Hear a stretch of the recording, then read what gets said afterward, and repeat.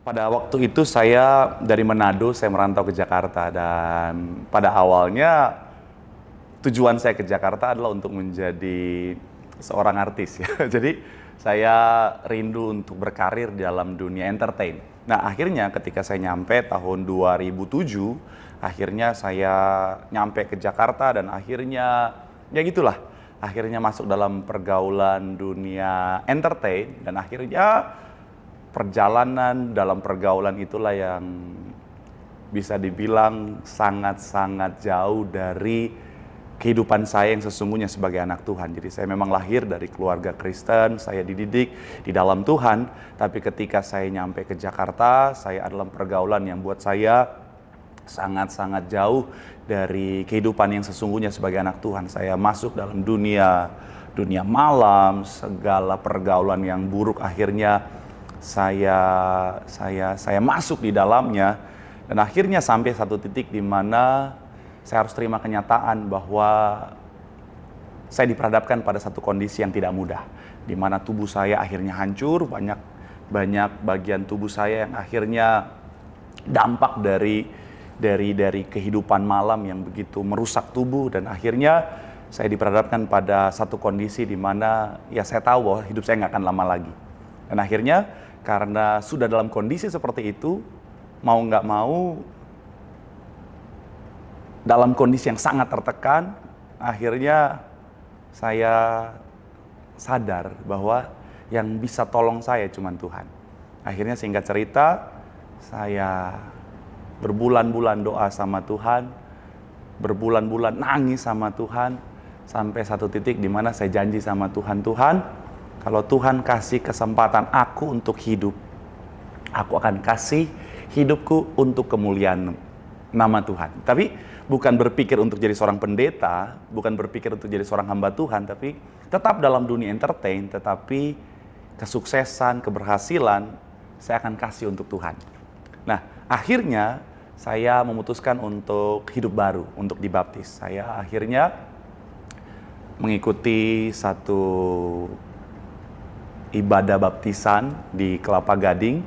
Jadi memang saya ketika waktu nyampe di Jakarta, gereja pertama yang saya datangi itu dan terus sampai sekarang adalah di Balai Sarbini, Gereja Tiberias Indonesia. Dan akhirnya ketika mau dibaptis pun saya akhirnya ikut baptisan di Hotel Gading Indah di Kelapa Gading, diadakan oleh Gereja Tiberias Indonesia.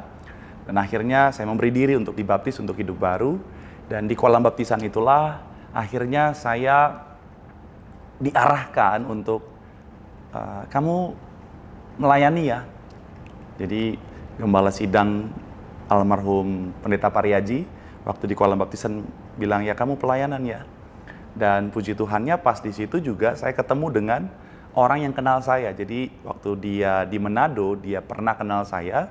Jadi ketika di situ dia ajak saya, arahkan saya untuk gabung dalam satu tim pelayanan di situ. Dan akhirnya itulah yang menjadi awal mula saya masuk dalam pelayanan. Tetapi sekali lagi belum jadi seorang pendeta, tidak pernah berpikir untuk jadi seorang hamba Tuhan. Tapi ya udah melayani. Waktu itu saya jadi usher di hari Minggu dan di weekday saya bantu melayani untuk komisi atau bagian pelayanan untuk anak jalanan dan lain sebagainya. Nah, akhirnya terus berjalan waktu, saya tetap juga masih dalam dunia entertain. Dan sampai satu titik di mana dunia entertain jalan, pelayanan saya juga jalan. Waktu itu saya sudah akhirnya pelayanan sebagai seorang worship leader. Dan di dunia entertain, saya jadi seorang boy band. Nah, akhirnya sama-sama di panggung. Tapi saya merasakan dua hal yang berbeda di sana, di mana ketika saya pelayanan sebagai seorang worship leader melayani Tuhan, dan juga ketika saya jadi seorang boy band, memang sama-sama di panggung, memang sama-sama ada banyak orang di depan, tetapi damai sejahteranya berbeda. Saya merasakan ketika saya ada di mimbar, saya menyembah Tuhan, itu damai sejahteranya tuh sungguh indah, sungguh luar biasa. Di panggung ketika saya jadi boyband memang ada banyak orang yang mungkin mengeluh-elukan, ada banyak mungkin orang berteriak, memuji dan lain sebagainya, tetapi ada kekosongan dalam hati. Dan akhirnya sampai satu titik di mana akhirnya saya harus memilih apakah tetap dalam dunia entertain atau dalam dunia pelayanan. Akhirnya oleh karena kemurahan Tuhan, akhirnya saya memutuskan untuk fokus untuk melayani. Dan ya puji Tuhan dipercayakan sampai hari ini berkat bimbingan yang luar biasa oleh orang tua rohani saya, Bapak Ibu Gembala dan juga keluarga, dan akhirnya ya puji Tuhan jadilah saya boleh seperti saya hari ini. Kira-kira seperti itu.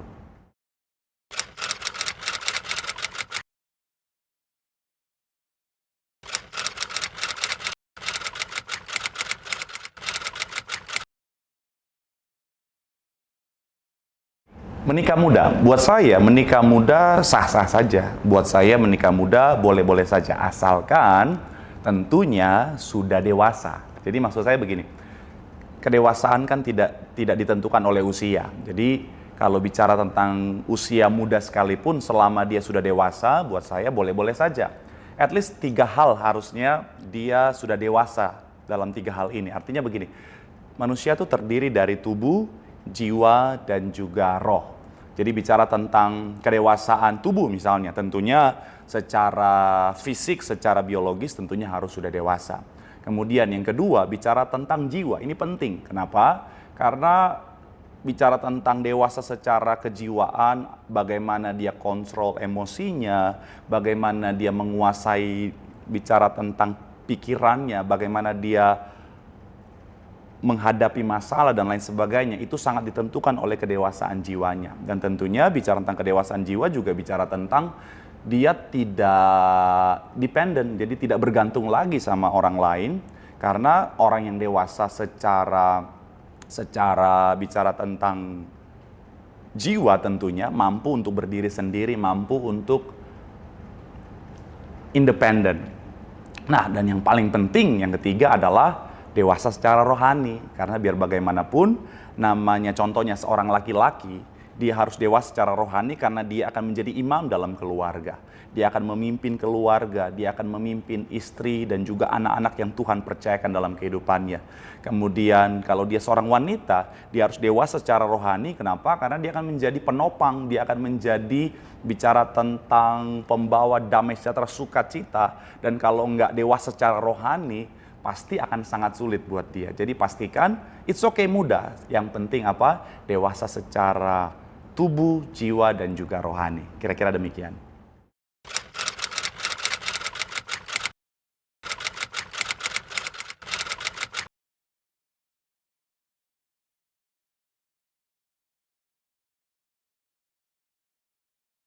Namanya menikah artinya kan kita menyatu dengan orang yang tentunya punya latar belakang yang berbeda, dari keluarga yang berbeda, dan namanya manusia pasti ada perbedaan di sana. Saudara kembar identik saja tidak 100% sama. So, saya selalu bilang kepada pasangan yang saya berkati, sebelum saya berkati dalam bimbingan pernikahan, saya selalu bilang untuk ingat baik bahwa bicara tentang pada awal dunia, Tuhan menciptakan itu laki-laki dan perempuan. Bisa nggak Tuhan ciptakan hanya laki-laki saja? Sangat bisa. Bisa nggak Tuhan ciptakan hanya perempuan saja? Sangat bisa.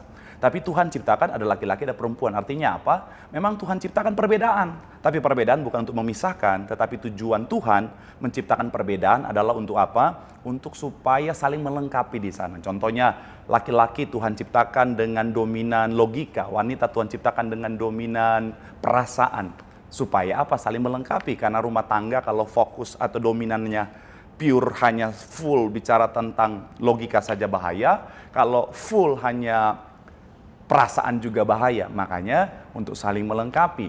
Dan ketika nanti menikah, ketika ada yang namanya perbedaan, yaitu harus diterima. Karena memang sekali lagi Tuhan ciptakan adanya perbedaan. Tidak ada yang semuanya sama. Jadi ketika menikah, siapkan dirimu untuk apa? Untuk hal-hal yang berbeda. Tetapi ketika kita menemukan perbedaan, ingat lagi dasarnya, bukan untuk memisahkan setiap kita, tapi untuk saling melengkapi satu sama lain. Karena perbedaan itu wajar. Nah, pertanyaan selanjutnya, kalau misalnya ada konflik di sana, sedangkan kita tadi ditanyakan masih punya ego.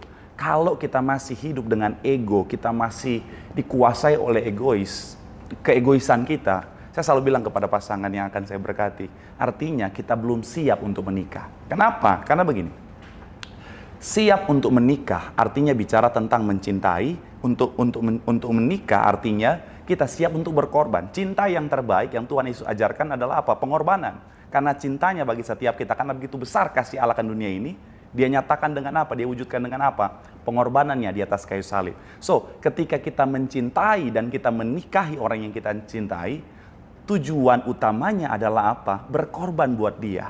Dan saya juga selalu bilang begini, milikilah tujuan yang benar dalam menikah. Kalau tujuanmu menikah adalah untuk mencari kebahagiaan, itu tujuan yang salah. Kenapa?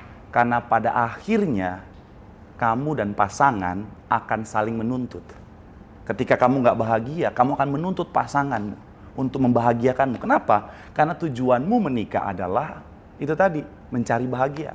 Tapi kalau konsep yang benar, menikah karena cinta yang tujuannya untuk berkorban, jadi tujuan kita menikah bukan lagi untuk cari bahagia, tetapi tujuan kita menikah adalah untuk membahagiakan.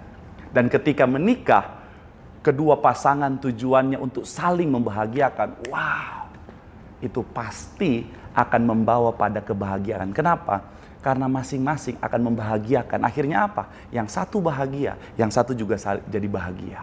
Karena tidak ada saling menuntut di sana, yang ada adalah saling memberi.